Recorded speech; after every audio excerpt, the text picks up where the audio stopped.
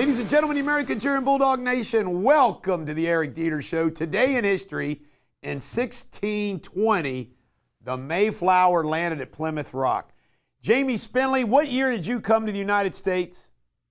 February the 1st, 1919. Well, I came figuratively in 1620. I had not one, not two, not three, four descendants were on the Mayflower. I was once royalty in Europe. My family lineage, going all the way back to Charlemagne and the first Viking kings. But by the time 1620 came around, we were rebels again. Great day in history. All right, Luigi. I'm just going to call him Luigi. Luigi is facing now first-degree murder charge. There's one good thing, though, for Luigi. Alvin Bragg's the one that brought the charges, so he might beat it. Here's another thing I want to stress. I do not condone the murder. And by the way, I don't understand why people think he's good looking. I think he's weird looking. And guess what? I am no pleased that the murder of Brian Thompson is bringing lots of great attention to United Healthcare and our healthcare industry. So he struck a blow for the cause. Murder it may be. Government shutdown. It looks like Speaker Johnson and Schumer are going to make a deal to keep the government not shutting down Christmas. Don't you get sick of this? Liz Cheney is under attack. There's people that want her to be prosecuted because apparently witness tampering. What a boomerang this could be. I can't stand that woman.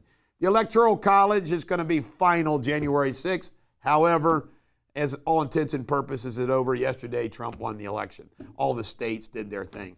SoftBank. $100 billion was their commitment, and Trump said, hey, how about $200 billion? Border wall sale. Trump's trying to stop it. You can't make this up. They are selling the wall for scrap, knowing that Trump gets in, he wants to use it. But it's worse than that, and nobody talks about this. Our government paid contracts for people to not build the wall. Biden had to pay the contracts that were issued. So we paid billions of dollars for a wall that wasn't built thanks to Joe Biden. That's the way the Democrats roll. John Mershon refuses to throw out the conviction based upon presidential immunity. This guy's a moron, to quote Stork. PG&E from California, there's a loan to them for $15 billion. Biden is doing all he can. The last stage of the swamp. It's unbelievable. It's sickening. Kid Rock met with Pam Bondi, and apparently Pam Bondi is going to help Kid Rock get the concert world. I mean, the scandalous, what increases the prices? The promoters, the ticket sellers, the concert promoters. It's just gotten crazy. Kid Rock's trying to stop things. North Korea, according to Zelensky, the North Koreans are burning the faces off North Korean dead soldiers. The Russians are. So they're not identified. Derek Chauvin, big win during his appeal.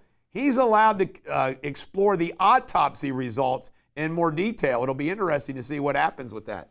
And a scooter bomb killed a Russian general. Have you ever ridden on a scooter through a city? I would not. But apparently this nuclear general blew up by a bomb.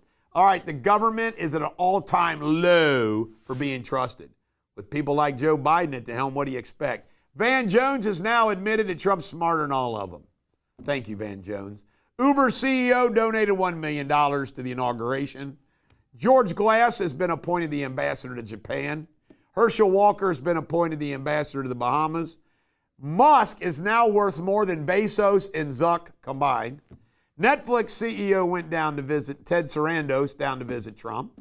Canada is about ready to go because of their Canadian dollars falling apart and all the tariff threats. Good old Trudeau's having troubles. And a Chinese national is pled guilty for flying around a drone on one of our military bases. Folks, that's what's going on with these drones. You got Chinese nationals in this country doing that. This is the Bulldog. Every dog has their day. Coming up next, local news.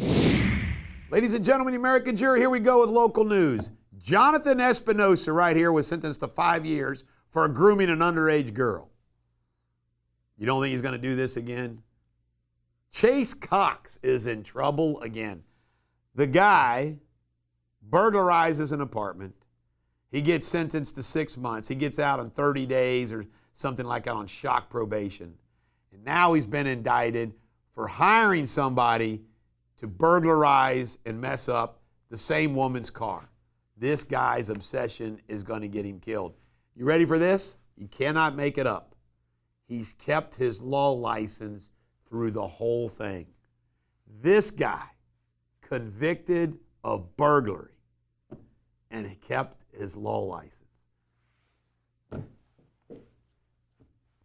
I've had an on-again, off-again, decent relationship with his father. I've met Chase, charming kid, but it's just unbelievable, the corruption in our legal system. Anyway, whistleblower lawsuit. Franklin Circuit Court's going to allow it to go forward against the Kentucky Community College. And speaking of college, on Saturday, NKU graduated 2,000 graduates. Congratulations to all of you. Coming up next is Jamie Spindley in his World News. And he's gotten the better of me the last 2 days in chess, so he's happy. You'll probably notice that in his voice inflection. Hello again, the latest world headlines. A 39-year-old Filipino, Mary Jane Valso, has returned home after nearly 15 years on death row in Indonesia.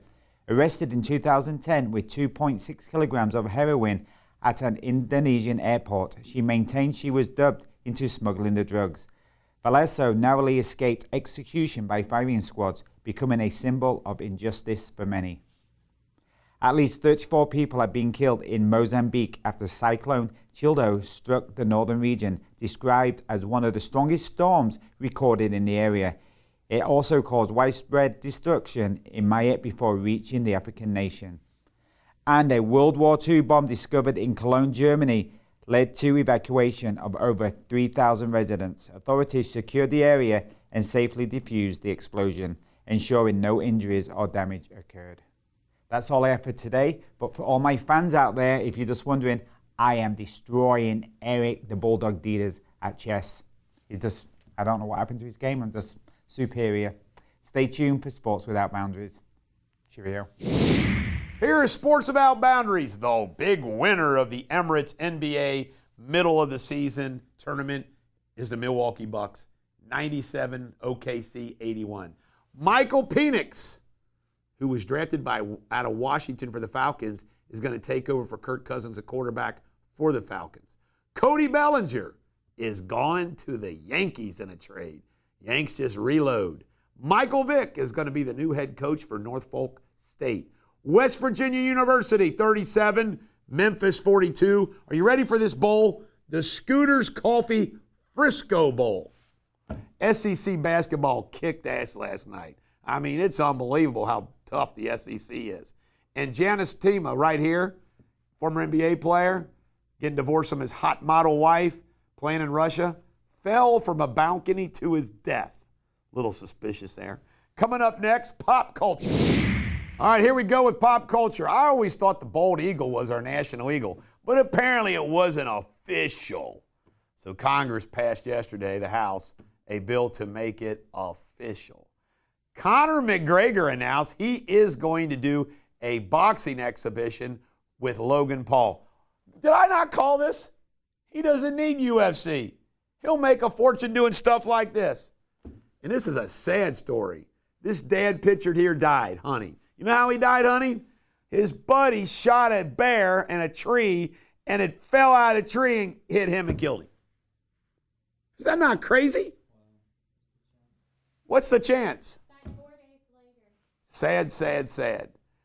By the way, we've been talking about maybe doing a little fake news segment on our show, and I think my first fake news will be Jamie Spindley defeated me 5 days in a row in chess.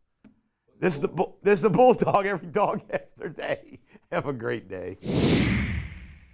The Shakespeare insult of today is, do not be a pestilent, lily-livered pissel. Do not be a pestilent, lily-livered pissel.